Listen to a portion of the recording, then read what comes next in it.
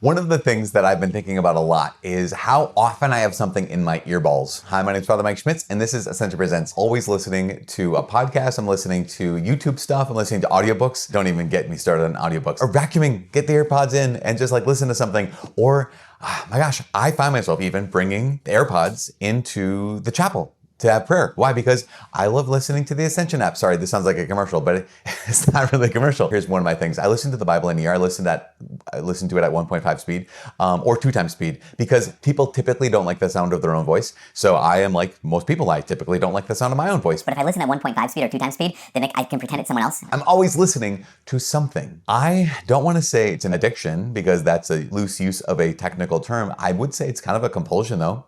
I would say that it's kind of a thing that I find myself leaning on. The point is this, and maybe you're like me, right? Where you realize I'm always listening to something. And the invitation to enter into silence, I have not RSVP'd to the invitation to enter into silence. The main thing is I want to know more.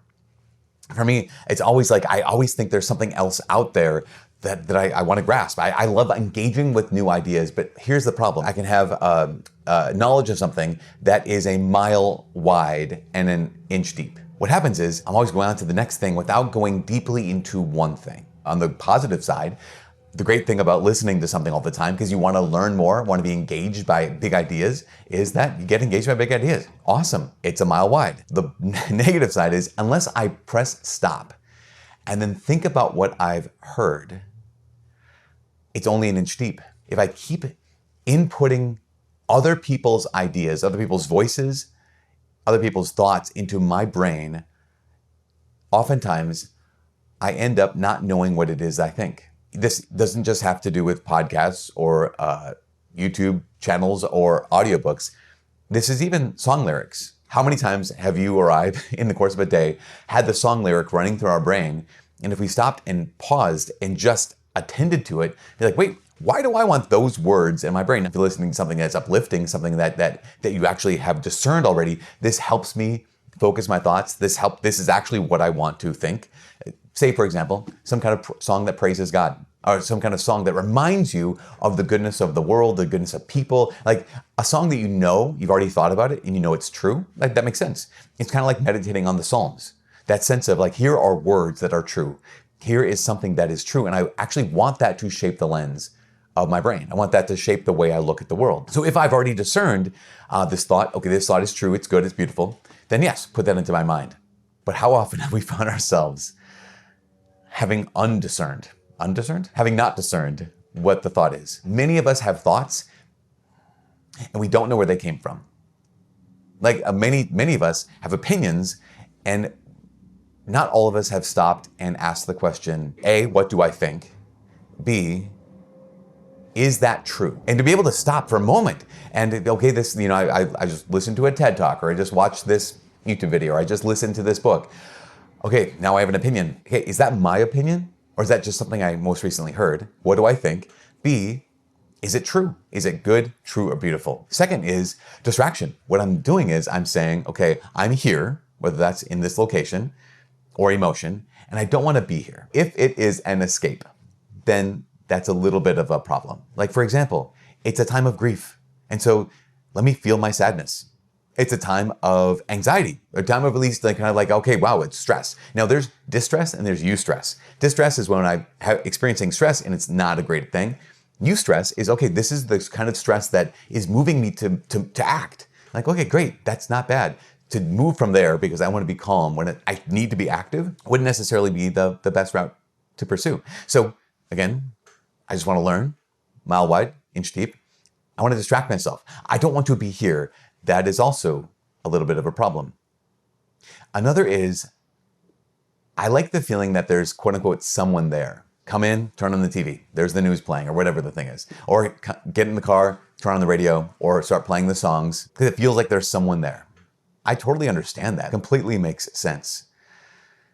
But because I'm making it sound like feel like there's someone there, I actually might be missing out on the fact that there is an actual capital S someone there. You know what I mean? because I'm distracting myself from this moment, because I'm letting my mind be filled with a bunch of thoughts, maybe they're true, good, and beautiful, because I'm making it feel like there's someone there, I'm missing out on the Lord's voice. I'm missing out on his presence. I'm missing out on the fact that actually there is someone there right now. And so what do we need? Well, we need to enter into silence. This is the invitation once again, is that noise is not awful.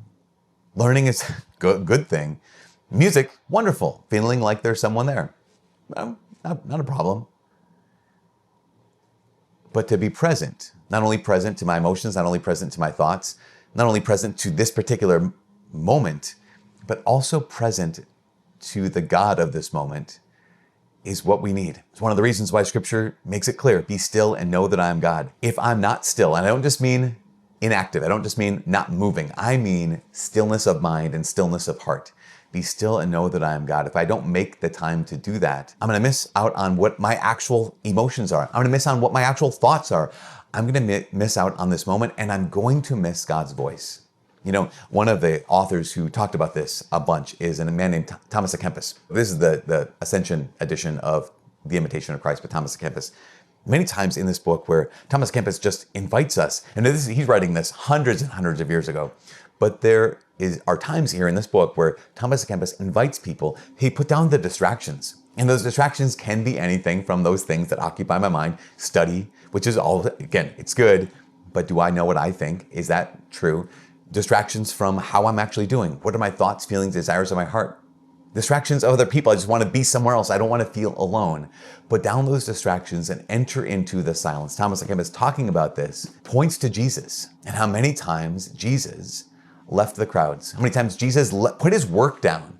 How many times Jesus, yes, I'm sure he celebrated like the wedding feast at Cana, but there were times where Jesus put all that down and went up the mountain by himself to pray.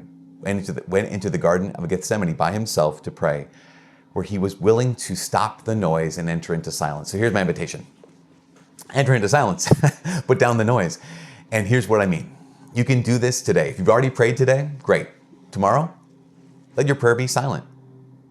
But tonight, when you go to bed, you might be one of the many of us who like to listen to something as you drift off to sleep. Again, is it good or bad? It's what it is. But maybe there can be this act of faith where you press stop on whatever the thing is, the podcast, the TV show, the YouTube video, and just say, I'm gonna lie here in silence. Maybe you can't fall asleep. Maybe you need to put it back on play to go to fall asleep, whatever you need to do. I'm not saying it's good or bad, right or wrong. I'm just saying, enter into silence. If after 10, 15 minutes, you're like, okay, my mind is racing, I can't settle down, and you need to take a break, press play, fall asleep, whatever. Do whatever you need to do. But maybe in that silence, you can actually be attentive to what you think. Maybe in that silence, you can actually feel what you really feel. And maybe even in that silence, you can actually hear the voice of the Lord. That's someone who is and always will be right there. That's the invitation from all of us here to Ascension Presents. My name is Father Mike. God bless. Okay, I'm here. I want to be somewhere else, and it's not necessarily because. And this is so many of us. Maybe in any given moment. I remember, not just, and maybe you're like me, right? Where I'm so excited.